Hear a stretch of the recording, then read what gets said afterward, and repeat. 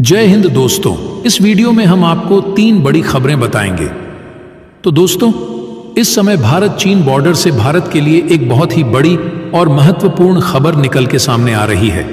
क्योंकि चीन अचानक से बहुत बुरी तरीके से बौखलाया है और भारत चीन बॉर्डर के पास में हथियार और गोला बारूद बरसाने लगा है। दरअसल आप सभी को बता दें कि भारत और चीन के बीच में भारत की तरफ से अभी हाल ही में अपने 10,000 अतिरिक्त सैनिकों को तैनात किया गया है बॉर्डर पर। साथ में भारत ने MIRV तकनीक के साथ अपनी अग्नि 5 मिसाइल का भी सफलतापूर्वक परीक्षण कर लिया है और भारत की इस बढ़ती ताकत को देखकर चीन बहुत बुरी तरीके से बौखलाया है और 10,000 सैनिकों को लेकर भी चीन की तरफ से भारत को रिप्लाई आया था कि भारत के इस कदम से बॉर्डर के ऊपर तनाव और बढ़ जाएगा और भारत का यह जो कदम है वह शांति के प्रतिकूल पड़ेगा।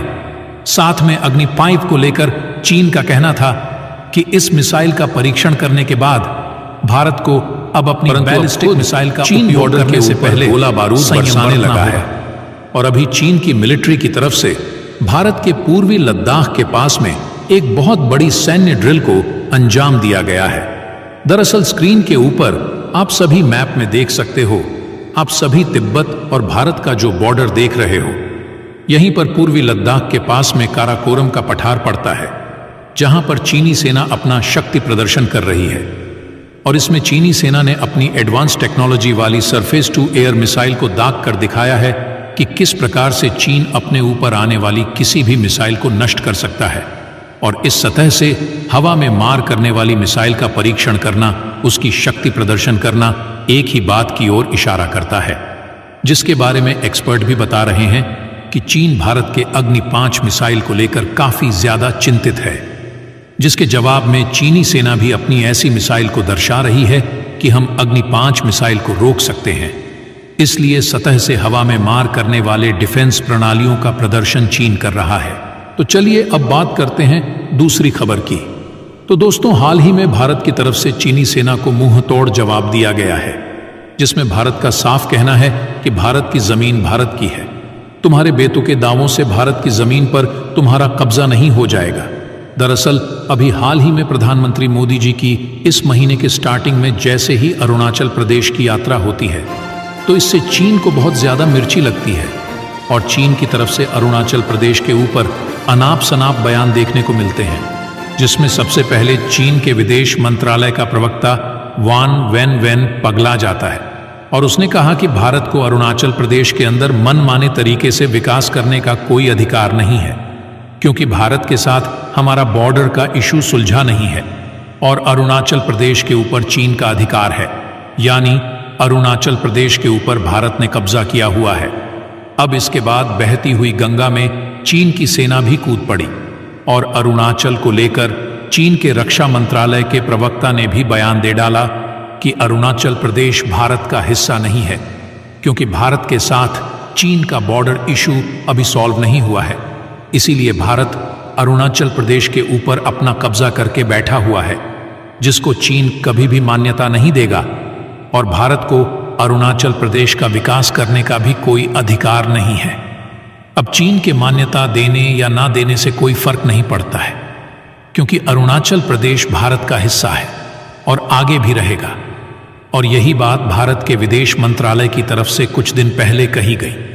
जिसमें विदेश मंत्रालय ने साफ बोल दिया है चीन से कि अरुणाचल प्रदेश पहले से ही भारत का हिस्सा था और आगे भी रहेगा। चीन की तरफ से जो विदेश मंत्रालय के प्रवक्ता और रक्षा मंत्रालय के प्रवक्ता अनाप शनाप भाषण दे रहे हैं, उनका भारत के ऊपर कोई भी असर नहीं पड़ेगा और भारत इन भाषणों को सिरे से खारिज करता है, क्योंकि अरुणाचल प्रदेश भारत का हिस्सा है और आगे भी ऐसे ही रहेगा। यानी भारत के विदेश मंत्रालय की तरफ से चीनी सेना के प्रवक्ता को भी साफ साफ चेतावनी दे दी गई है कि भारत अरुणाचल प्रदेश को लेकर ऐसे अनाप शनाप बयानबाजियां बर्दाश्त नहीं करेगा। चलिए अब बात करते हैं अगली खबर की। तो दोस्तों, इस वक्त की सबसे बड़ी खबर भारत के लिए चीन की तरफ से, और इस समय चीन भारत को बदनाम करने में लगा हुआ है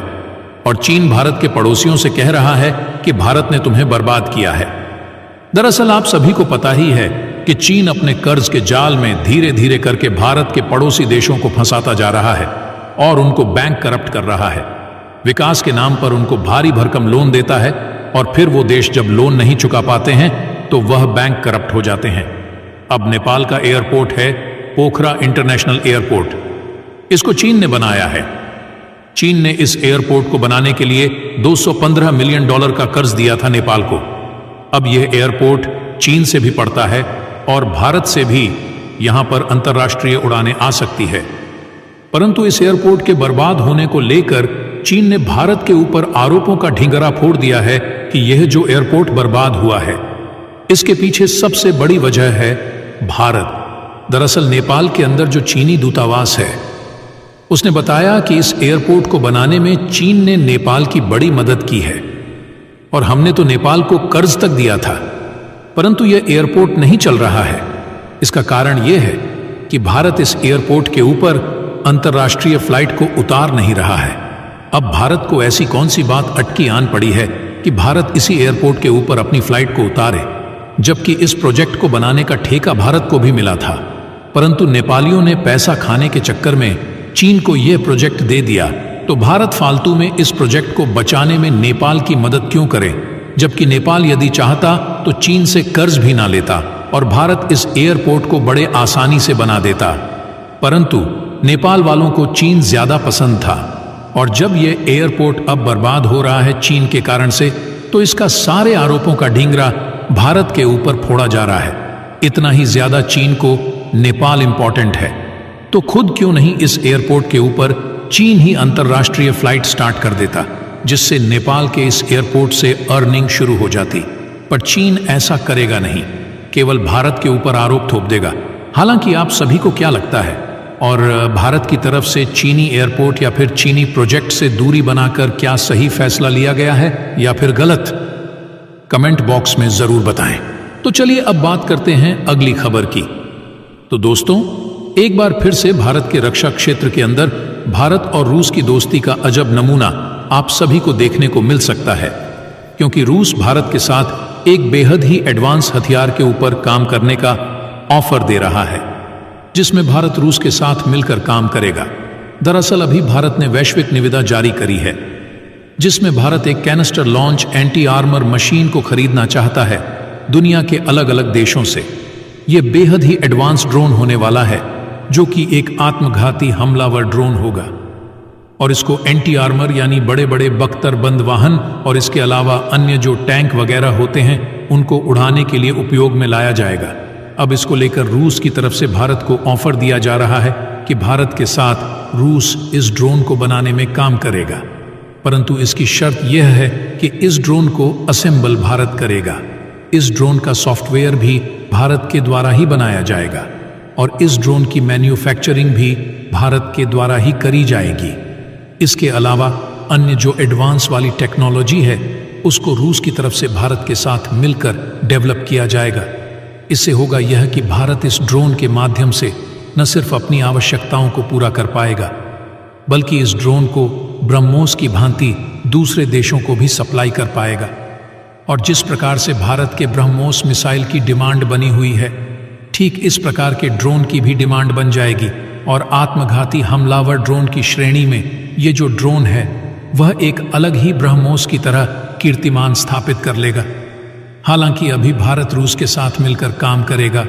या फिर नहीं, इसके बारे में तो कोई पुख्ता जानकारी नहीं है, क्योंकि और भी देश भारत के लिए इस ड्रोन को बनाने के लिए राजी हैं। अब कौन सा देश भारत चुनेगा इसके बारे में बाद में पता चलेगा। हालांकि आप सभी को क्या लगता है, और क्या भारत को रूस के साथ इस ड्रोन के ऊपर काम करना चाहिए या फिर नहीं? कमेंट बॉक्स में अपनी राय जरूर दें। और अगर आपको यह वीडियो अच्छी लगी हो तो इस वीडियो को एक लाइक जरूर करें, और अगर अभी तक आपने हमारे YouTube चैनल सब्सक्राइब नहीं किया है तो सब्सक्राइब भी जरूर कर लें।